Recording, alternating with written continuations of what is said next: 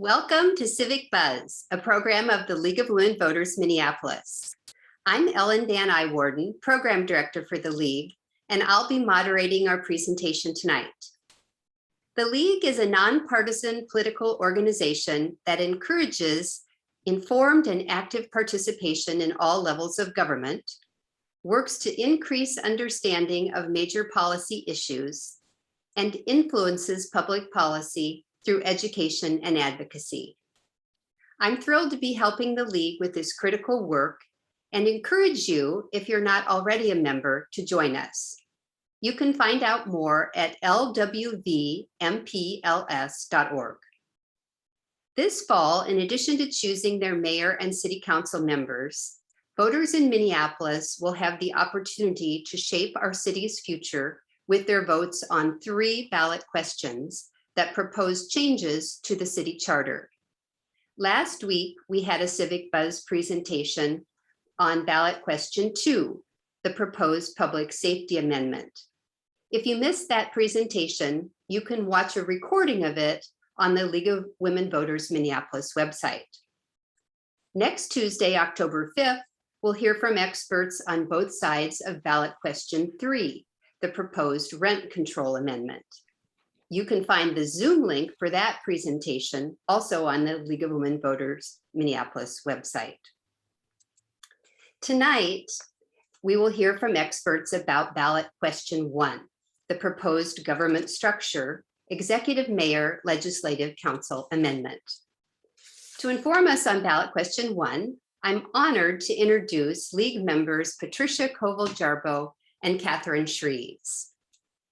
Patricia Koval-Jarboe, now retired, was an administrator and communication studies faculty member at the University of Minnesota.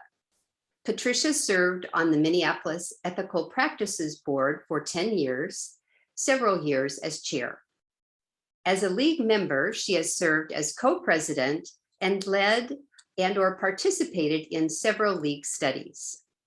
Pat is also the author of a recent op-ed in the Star Tribune, which reviewed the League's history of working for improvement in the government structure of Minneapolis. Catherine Shreves has been a lawyer and civic activist in Minneapolis for 35 years. Her legal work focused on tax, business, and estate planning. Her civic work has included chairing the Minneapolis Charter Commission, chairing the Minneapolis School Board, chairing a citizen advisory committee for the Park Board's chain of lake renovations, and serving as president of the League of Women Voters Minneapolis. After Pat and Catherine's presentation, we'll have a question and answer period. Please put your questions in the Q&A section, not in the chat. Pat and Catherine, take it away. Thank you. Ever since our original charter was passed in 1920, there have been regular efforts to improve the government structure of Minneapolis, including efforts by former mayors Hubert Humphrey and Don Fraser. The League has been working for change in our city's governance structure for almost 100 years. Since its founding, the Minneapolis League has taken a keen interest in the structure and functioning of city government. There have been at least 6 major studies focused on city government structure. Among League's principles, we have that the League believes that efficient and economical government requires competent personnel, the clear assignment of responsibility, adequate financing, and coordination among the different agencies and levels of government. Some of the criteria that League uses to determine whether to support or oppose charter amendments include: does the amendment simplify the governmental structure rather than complicate it? Does it define clearly the lines of authority and responsibility so that the voter understands the governmental procedures? And does it lead to separation of administrative and legislative functions? In 1921, League went on record approving a complete change in city government. That failed. It worked for a strong mayor charter in 1948, 1960, and 1963, but those attempts also failed. In 1971, League added a position in support of establishing a politically responsible leader for city government, leaving open the question of whether this should be the mayor or a city manager. In 1974, League did a short study which again pointed out the need for a politically responsible leader for the city. In 1980, League confirmed its support for a politically responsible leader elected citywide and specified that this person should be the mayor. In 83 and 84, League testified in support of charter changes which established the mayor as the presiding officer, non-voting, of the city council and created an executive committee of the city council. We'll say more about that executive committee later. In 1989, League reaffirmed its support for electing the mayor to a 4-year term as the politically responsible citywide leader. And again in 2005 and 2006, League confirmed that the role of the council should be primarily policymaking and planning, and that city staff should have direct accountability to one authority, not to the council. Okay, so Minneapolis, we have a problem. And the problem is that this is a cartoon that was in 2004 in the Star Tribune, and it followed a commentary by Steve Berg, who wrote that the city of Lakes is also the city of too many leaders. And I'm going to read a little bit of what Steve said. Minneapolis is like the ball player who bats a respectable .275 every year and almost makes the all-star team while playing with a 90-pound pack on his back. How might the player perform if the pack were removed? That 90-pound pack is the city's maddening complexity in their governmental structure, a structure that makes no one accountable and puts no one in charge. Until it's removed, Minneapolis will strain beneath its financial burdens and struggle to keep pace with regional teammates that are leaner, and national competitors that are swifter. Only with a trimmer, more purposeful government structure can the city achieve its full potential, solve its financial problems, and assume more confidently its role as the region's leading city. Minneapolis can no longer afford to carry the extra weight. The problem is not the size of its workforce, but the way it is aligned and the processes it is forced to follow. What City Hall needs above all else is clarity. So that was written in 2004. And just this year, the Charter Commission did a study of Minneapolis city government, and their final report stated that the buck stops nowhere and yet everywhere in Minneapolis city government, leading to organizational confusion, costly duplication of efforts, lack of centralized control and coordination, and especially under stress, chaos.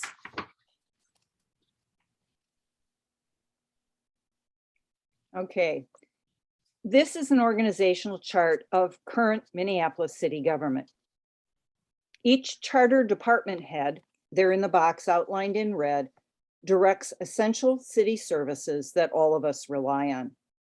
The appointing authority of these department heads is the executive committee, added in a 1984 charter amendment compromise sponsored by Mayor Don Fraser. The executive committee includes the mayor, the council president, and 3 additional council members. The mayor recommends department head appointments to the executive committee for approval, which then sends the appointments to the council for approval. All of these department heads, with the sole exception of the police department, report to the mayor and to council committees. But as noted earlier, all department heads, including the police chief, receive direction from many sources: the mayor, the council and its standing committees, the independent audit and executive committees, and individual council members. Minneapolis city government is a $1.5 billion enterprise with 3,800 employees, but there is no executive officer running this enterprise, no one in charge of getting the job done. Having unclear lines of authority creates a difficult work environment and fosters inefficiencies. It makes it harder for our city to keep highly qualified professionals. 8 charter department heads, now you can count and see how many there are, have left the city in the last 2 years during their appointed terms. This high rate of turnover is very unusual, and it's not good for our city. The benefits of having stability and continuity in city government include consistently excellent services and safe streets. Former elected officials and charter department heads unanimously stated in a recent Charter Commission report that our current structure lacks accountability, is too complex, and too inefficient. What does this mean for residents? We pay more for diminished services.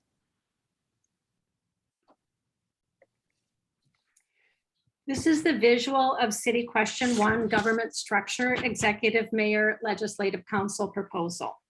It's similar to St. Paul's government structure as well as most major cities in the United States. Minneapolis's current structure is an outlier. Under this new structure, voters in the city, all voters, elect the mayor, who has the administrative responsibility for overseeing city operations, and the executive committee is eliminated.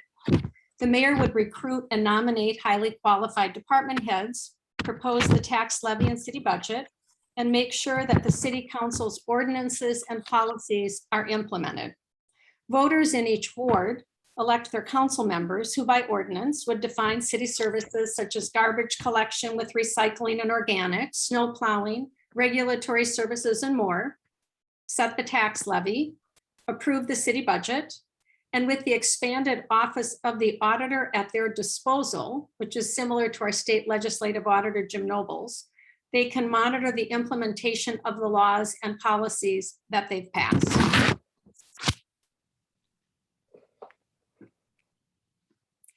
So separating legislative and executive functions is modeled after our federal and our state governments with independent branches. The legislative branches draft the laws that the executive branch is implemented. It's used in all cities of the first class in Minnesota. Why is this better for the people of Minneapolis? It creates a balanced form of government that is clear to all of us. The mayor, elected citywide, has the responsibility and authority to direct city department heads to provide equitable city services for all. Council members, elected by ward, have the responsibility and the authority to advocate for equitable city services to their constituents. Clear direction to department heads by the mayor would ensure that coordination, wiser spending of our tax dollars, and improved city services. Alignment of authority and responsibility ensures accountability. The people of the city will know who is responsible for getting the work of the city done. This transparency benefits all of us. So who is recommending this amendment? The Charter Commission, which is required under our state constitution for home rule cities like Minneapolis, has recommended this proposal. These volunteer members, based on their knowledge and experience in local government, are appointed by the chief judge of Hennepin County. They're representative of our city. They're from 11 of our 13 wards, 7 women, 8 men, and 4 people of color. The only wards that do not currently have representation on the Charter Commission are wards 1 and 2.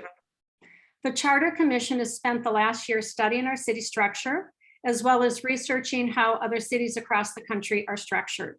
They've proposed City Question 1, Government Structure, Executive Mayor, Legislative Council Amendment to address the accountability issues. This is exactly what the ballot will look like. I'll give you a moment to take a look at that. This is the ballot language.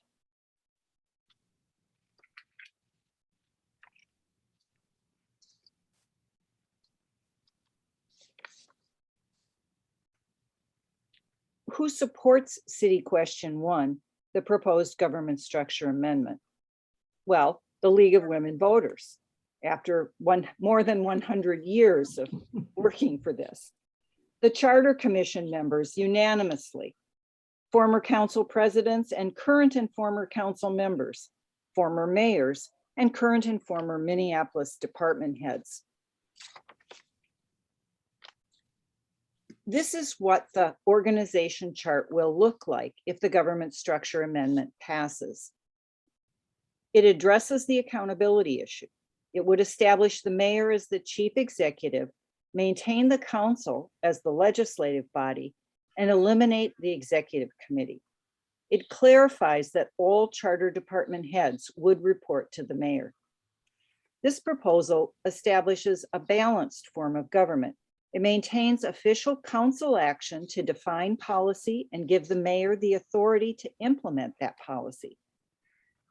This alignment of city departments under the mayor would provide coordination, wiser spending of city funds, and could lead to more innovation and reforms.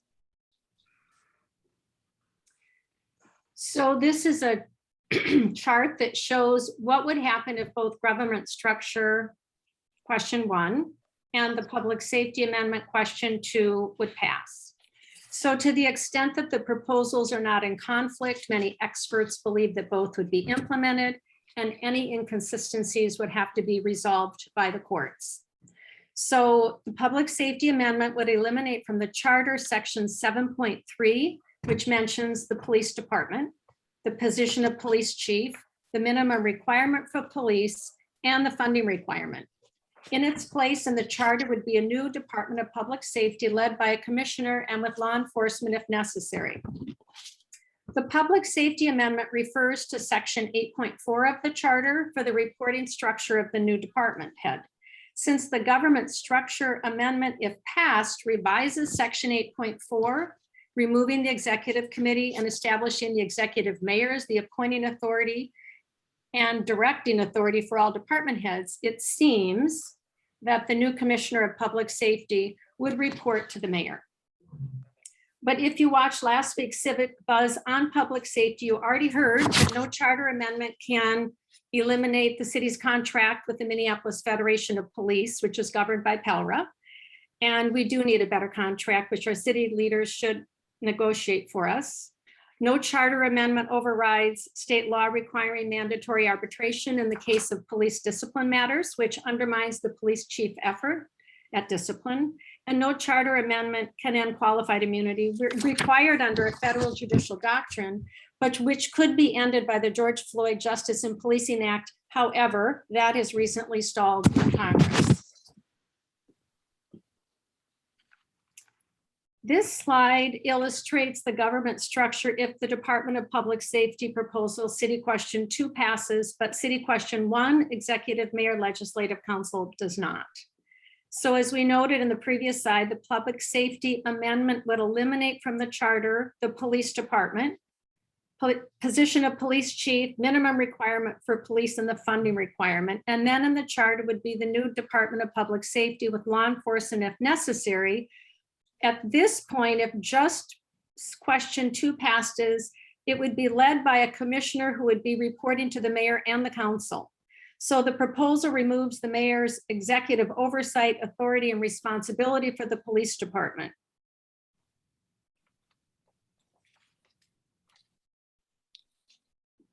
As we've discussed at some length tonight, the League has a long-standing commitment to good government in Minneapolis, a government with clear lines of authority that has an understandable structure so that voters can hold their leaders accountable. We hope you will encourage your friends and neighbors to learn about this issue by watching this Civic Buzz, which will be online, or by going to Charter for Change MPLS. That's Charter, the numeral 4, Change, MPLS.org. The volunteer-run organization that has been educating voters citywide on this issue. Thank you. Great. Thank you, Pat and Catherine. We've already got some questions in the Q&A which you'll find at the bottom right of your screen if you'd like to add your question. And thanks to everyone for joining us. I'll give the first one. First, from Karen Ringsrud, why are wards 1 and 2 not represented on the Charter Commission? Well, I can take that question. People apply to be on the Charter Commission, and I believe that the appointing judge usually tries to make sure that all wards are represented. But if they don't have anybody who's applied from Ward 1 or 2, then that would explain why there isn't anybody from Ward 1 and 2 on the commission. Great, thanks. This question is from Jane Lansing. Why didn't the executive committee work? Could this be fixed to work versus eliminated? Well, you know, there's that old saying about compromise pleases no one. And that very clearly was what the executive committee was. Mayor Fraser really wanted an executive mayor, but that wasn't going to happen. And so the executive committee was a way to streamline the appointment process. After on several occasions, potential appointments got held up forever because the council didn't want to act on them. So the executive committee was designed to kind of smooth that process, but it hasn't really worked that way. And when you have members of the executive committee who don't want to talk to each other, which is the situation that we seem to have currently, it makes it very difficult for it to work. Well, and I would just add that that is a perfect example of how you are making city government more complex, and you're blending executive and legislative functions so that it's really hard to hold anybody accountable. And that is a problem in Minneapolis government. And Pat is correct. It was a compromise by Don Fraser. God rest him. You know, he was so great. He was such a great guy, such a good mayor, and he really cared about good government, but he was unable to get the executive mayor proposal passed. Thank you. The next question is from Susan Reinhardt. Can you say more about what might happen if both question 1 and question 2 pass? Do you want to take that, Catherine? Well, I think, I don't know that I can add more than what I said. I think that there is much that is not inconsistent, but there may be some things that will end up in court. But it does seem like the reporting structure, you would no longer have, if both pass, you would no longer have the Commissioner of Public Safety reporting to the executive committee, the council, the mayor. They'd just be reporting to the mayor, we believe, because the public safety amendment does not change section 8.4, which has the executive committee in it, but the executive mayor legislative council proposal does change the reporting structure and has all department heads reporting to the mayor. So that we think that's what would happen. But that doesn't mean that there might not be litigation over something. You just don't know what people will be unhappy with when that happens. Thank you. The next question is from an anonymous attendee. It seems there is some concern that the Charter Commission is an unelected body. Do other jurisdictions outside of Minnesota have such a body? If so, how is the membership determined? I can answer that, at least partially. There are 107 charter commissions in Minnesota. There are, some states have more than 500 charter commissions. They're usually established by state statute. The membership process varies. Sometimes they're appointed by the mayor, sometimes they're appointed by the council, sometimes they're appointed by the mayor and the council. Sometimes they're appointed by the courts, as they are in Minneapolis. Very rarely are they elected. charter commissions are almost never an elected body. There are a few examples across the US, but I'm not aware of any in Minnesota. All right, thank you. I just learned something, Pat. I did not know that. Great. Thank you. All right, the next question is also from an anonymous attendee. You listed who supports this ballot question. Who opposes this? Well, that's an interesting question because I didn't think anybody opposed it. Any group opposed it. It mostly just didn't get people's attention because it's not a very sexy topic, government structure. But just last week, I got an email from Ben Whalen with Isaiah saying that we should all be voting against question 1. And I guess I don't understand the thinking. Again, they say, well, it's the unelected charter commission that brought it forward, but the voters get to decide. And I have heard people say that that because the charter commission, in this same email, he said, and the charter commission is all from Southwest Minneapolis. And of course, we know that's not true. We know that the charter commission is from 11 of the 13 wards in the city. So that seems to be the biggest concerns that I have heard. And then one other objection that I have heard was on Pollen Media's website last year, saying that since higher voting wards elect the mayor, and again, they were sort of saying Southwest elect the mayor, that something like this that takes power away from the city council is anti-democratic. And I would just say that it's just interesting because if you look at where the mayors have come from in our city, going back to, I mean, I can start with Don Frazier, who was in the university area, or Sharon Sells Belton, who was 8th Ward. RT, when he was elected, was in the 10th Ward. They aren't all Southwest Minneapolis people, and that's not their base. But those are the two arguments that I've been hearing over the last 6 months. But I haven't seen any organized opposition until I got the email from Ben Whalen at Isaiah last week, sort of a form email that must have gone out to everybody. And it was mostly a criticism of the Charter Commission itself. I would add to that I think the Yes for Minneapolis people have realized that there is a gap there if both pass.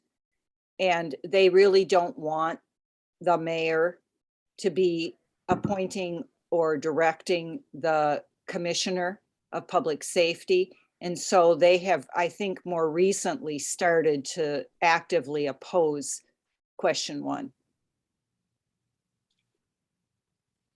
Thank you. We have a question, follow-up question from Charles Hampel, who's asking, what is Isaiah? Go ahead, Well, Catherine. Well, I mean, Isaiah is it's a faith-based organization of churches and congregations that support a lot of progressive issues. And I would say that I agree with them on many of their issues. But they have taken a very strong stance on issues this year in the Minneapolis elections.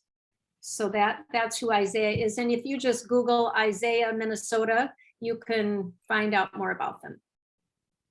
Yeah, I think it's worth pointing out that they're not just a Minneapolis organization. Right. They operate in a much larger area. Right. Thank you. Right now, we don't have any more questions in the Q&A. Does anyone have some final questions they'd like to put out there?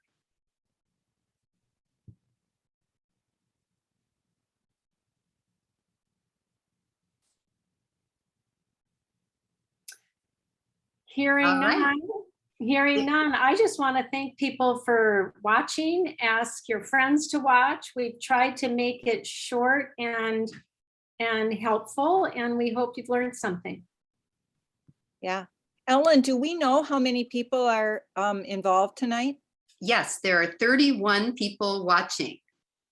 And Okay. so I'd also like to thank everybody who's watching and thank Catherine and Pat for wonderful presentation and all of their hard work on this issue. Oh, we have one more question. Okay, all right. And I see Diane Venters wants to know where she can get a loan sign.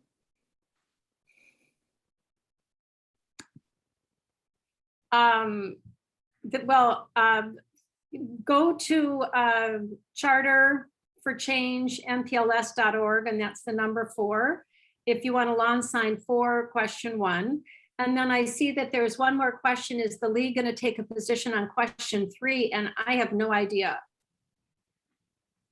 Ellen, do you? Or Pat? No, I haven't heard anything. no, From the League. league has taken its position on ballot question 1 and won't be considering either of the other 2 ballot questions. And then I noticed somebody asked if this was taped, and yes, it has been taped. It will be on the league website probably by next week. And then we do have a couple more questions in the Q&A as well. From Ann Jones, we have, wouldn't your position on a yes vote on question 1 answer the issue of 14 bosses for a Department of Public Safety? It certainly would. It certainly would. Good. And then one more question. I think Diane just wanted people to know that there are lawn signs for question 1. However, I will say we've run out of lawn signs, but they should be back in another week. So if you let us know, we can certainly get you one. Great. That looks like all we have. Let me just peek into the chat here. There are a couple there. Nope, and we've already answered those, so thank you. So once again, thanks to Catherine and Pat for this presentation. Thanks to all of you for watching, and hope to see you next Tuesday for our Civic Buzz tackling ballot question 3, the rent control amendment. Thanks. Thank and you, good Ellen. night. And thank you, everybody who's Yeah, listening. thank you. Thanks for listening. Good night. Thanks. Good night.